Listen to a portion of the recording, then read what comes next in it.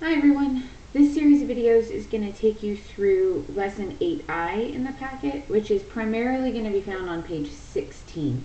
One of the questions extends onto page 17, but not really too much.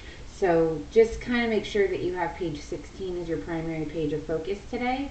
And as always, make sure you have the answer key close at hand as well, because most of this is not new information, but rather practice of what you've been learning in the last couple of learning plans or the last couple of weeks called recursive notation.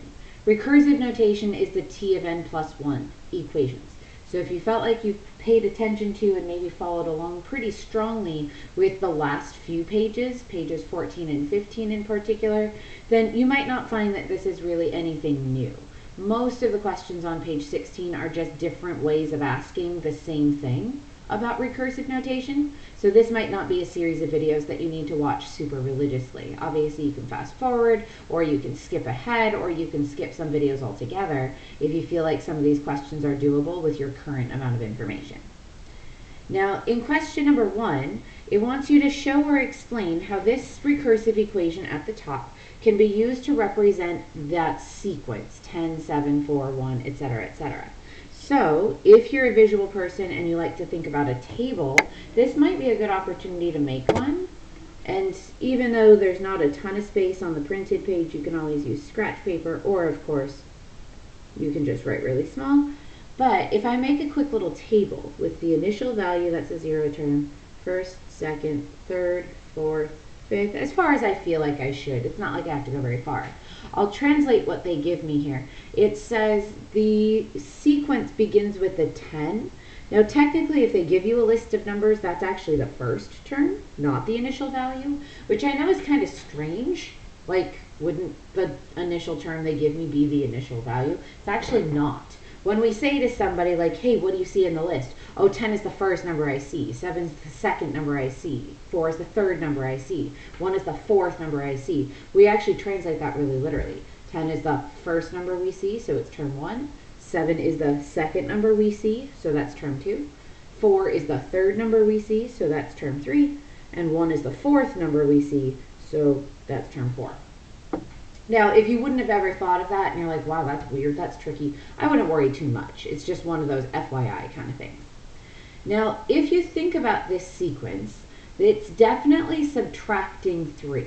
So I'm looking at the equation that they gave me, and I see a minus 3 here, so I can tell that generally speaking, the minus 3 must be a pretty literal way of describing what's going on in the table.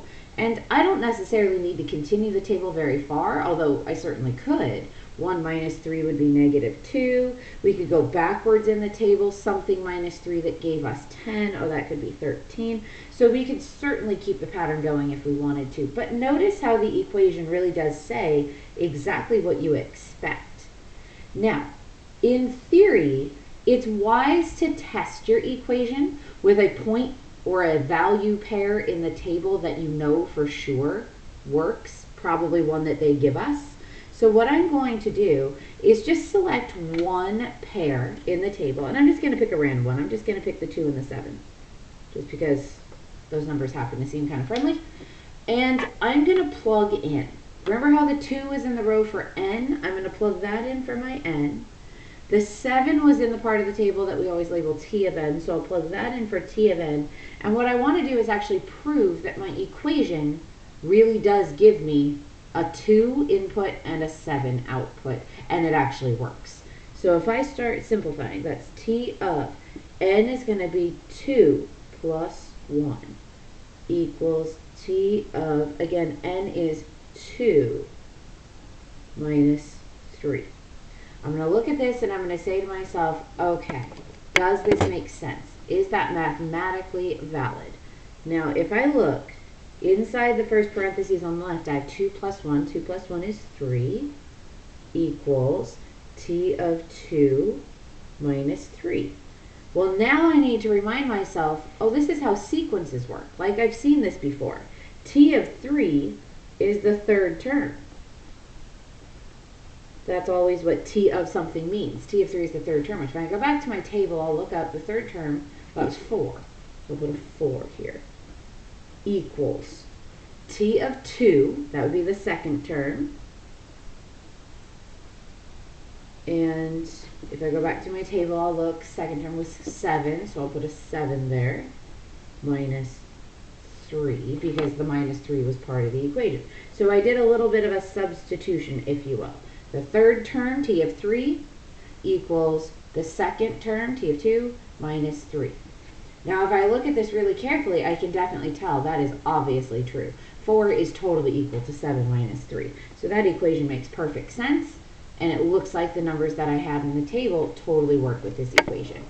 So the idea generally is that if you can plug in one test point, so one n or t of n pair, even just one specific number, and kind of follow the equation steps, it should always give you exactly what you need. So the equation is kind of like a recipe. It's kind of like a formula that tells you what to do.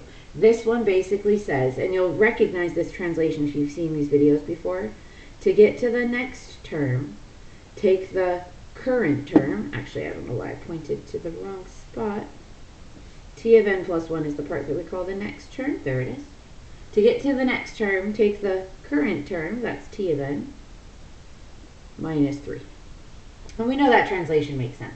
If I'm at the 5th term, and I want to get the 6th term, that's the next one, I would take the current one, minus 2, and subtract 3, so I'd get negative 5, and that makes sense. So hopefully the idea behind a recursive equation makes sense, and in the next series of problems, you can just practice different ways that those questions can be asked.